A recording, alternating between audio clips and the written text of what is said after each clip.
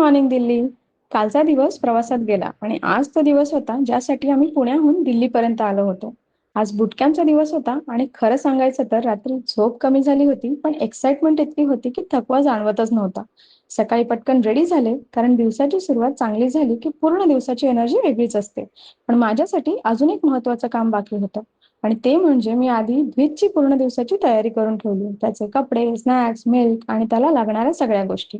कारण मी इव्हेंटमध्ये असताना हसबंडला काहीच त्रास व्हायला नको ही प्रत्येक आईची सवय असते. स्वतः बाहेर पडायचं असलं तरी आधी मुलाची काळजी. व्हीत उठला, त्याला रेडी केलं आणि त्याचा दिवसही आमच्यासोबत सुरू झाला.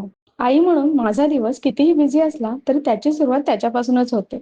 आणि मग आम्ही गेलो ब्रेकफास्टसाठी. इतके सगळे ऑप्शन्स होते की काय खावं हेच कळत नव्हतं. पण सगळ्यात क्यूट मोमेंट कोणता होता माहितीये?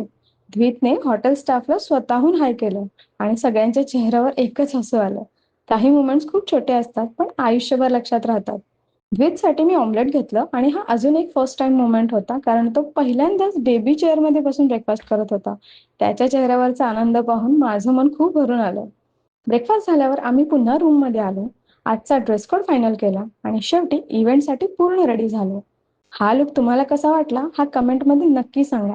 कारण 2 वर्ष घर, बाळ आणि जबाबदाऱ्या ह्यात रमलेली एक आई आज पुन्हा स्वतःकडे स्वतःच्या नजरेने पाहत होती.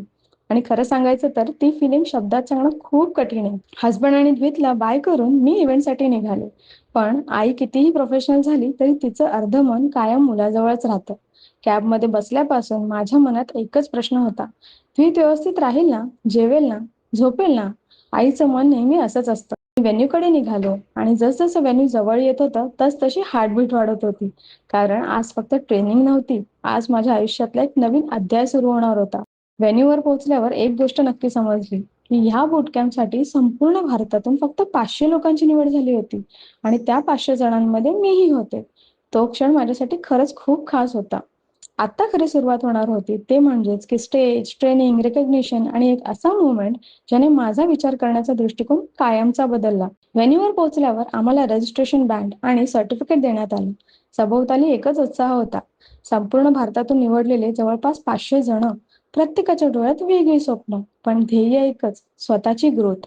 थोड्याच वेळात मॅनेजर सर आले, दीपप्रज्वलन झालं आणि बूटकॅम्पला अधिकृत सुरुवात झाली. त्या क्षणी एक गोष्ट जाणवली, जर मी आज इथे नसते तर कदाचित अजूनही घर, स्वयंपाक आणि जबाबदाऱ्या ह्यातच स्वतःला विसरून गेले असते. माझ्यासाठी आई होणं खूप महत्वाचं आहे, पण स्वतःची स्वप्न जिवंत ठेवणंही तितकंच महत्वाचं आहे. आपल्याला नेहमी फक्त स्टेजवरचे मोमेंट्स दिसतात, पण त्यामागे किती मोठी टीम दिवस-रात्र मेहनत करते हे आज प्रत्यक्ष पाहायला मिळालं. तेव्हा जाणवलं मोठं यश कधीच एका व्यक्तीचं नसतं. ते संपूर्ण टीमच्या प्रयत्नांचं फळ असतं. त्यानंतर टॉप परफॉर्मन्सना स्टेजवर बोलवण्यात आलं. रँक 22nd होता. हो, फक्त 2 स्थानांनी स्टेजवर जाण्याची संधी राहून गेली.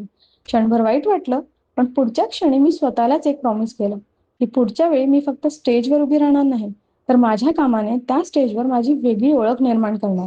आणि मला खात्री आहे, की तो दिवसही नक्कीच येईल. एक गोष्ट मात्र मनाला खूप भावली आणि ते म्हणजे, की इथे 20 वर्षाच्या स्टुडंट्सपासून ते 35 वर्षाच्या हाऊसवाईफ्स पर्यंत वेगवेगळ्या शहरांमधले लोक, सगळ्यांना सारखीच संधी आणि म्हणूनच या कम्युनिटीचा भाग असल्याचा मला खूप अभिमान वाटला. ट्रेनिंग सुरू झाली आणि प्रत्येक शब्द मी मनापासून ऐकत होते. पण त्याच वेळी माझं दुसरं मन सतत हॉटेलमध्ये होतं. हसबंडकडून द्वितचे अपडेट्स येत होते. तो जेवला का? खेळतोय का? झोपला का? आई कितीही करिअरमध्ये पुढे गेली तरी तिच्या मनाचा एक भाग कायम मुलाजवळच असतो. यानंतर आम्हाला मॅनेजमेंट टीमसोबत भेटण्याची आणि फोटो काढण्याची संधी मिळाली. आजपर्यंत ज्यांना फक्त स्क्रीनवर पाहिलं होतं, त्यांना आज प्रत्यक्ष भेटत होतो.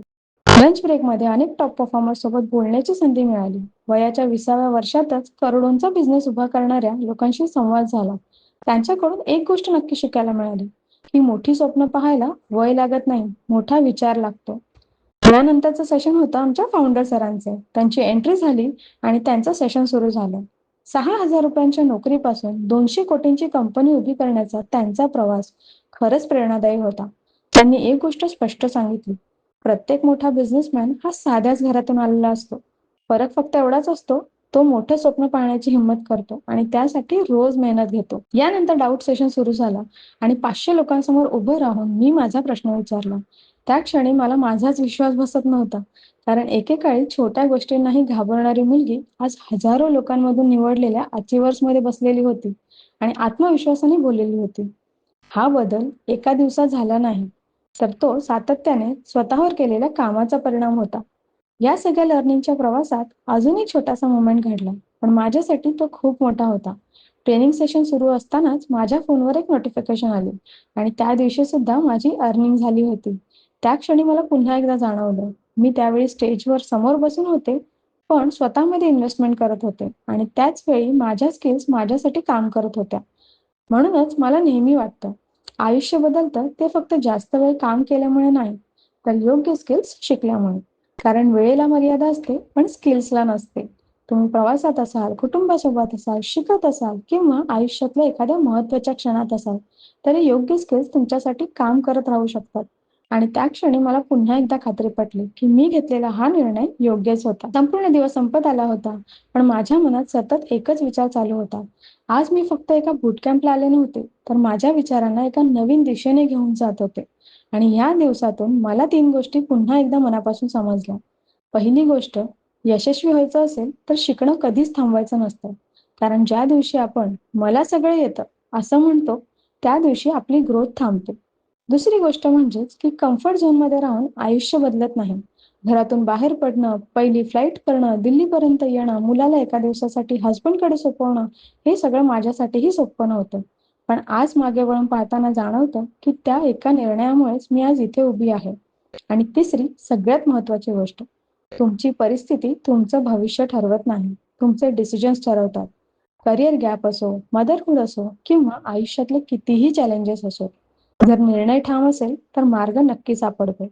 आज हे लेसन्स मी फक्त ऐकले नाहीत, तर माझ्या स्वतःच्या प्रवासातून पुन्हा एकदा अनुभवले.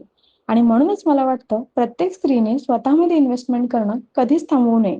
आजचा दिवस संपला, पण हा माझ्या आयुष्यातला एक नवीन अध्यायाची सुरुवात होती. पुढच्या ब्लॉगमध्ये दिल्लीहून परतताना माझ्या मनात काय चाललं होतं आणि या संपूर्ण प्रवासाने मला कसं बदललं, हे सगळं मी तुमच्यासोबत शेअर करणार आहे. तोपर्यंत काळजी घ्या आणि भेटूया पुढच्या ब्लॉगमध्ये.